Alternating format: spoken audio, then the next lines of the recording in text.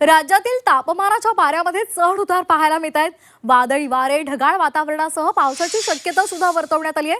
कोकणामध्ये उष्णतेची लाट येण्याचा अंदाज हवामान विभागाने वर्तवला आहे, तर मराठवाडा आणि विदर्भामध्ये पावसाची शक्यता आहे। राज्यामध्ये काही ठिकाणी विजांच्या कडकडाटासह वादळी वारे वाहतील, मेघगर्जनेसह पाऊस पडेल असा अंदाज हवामान विभागाने वर्तवला आहे।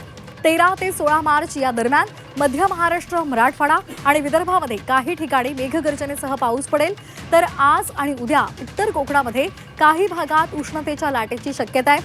दरम्यान मुंबईच्या हवामानामध्ये बऱ्यापैकी फेरबदल नोंदवण्यात येत आहे। आताची महत्त्वाची बातमी हवामानासंदर्भात आहे। काही ठिकाणी ढगाळ वातावरण राहील, तर काही ठिकाणी पावसाची शक्यता हवामान विभागानं अंदाज व्यक्त करताना वर्तवलेली आहे।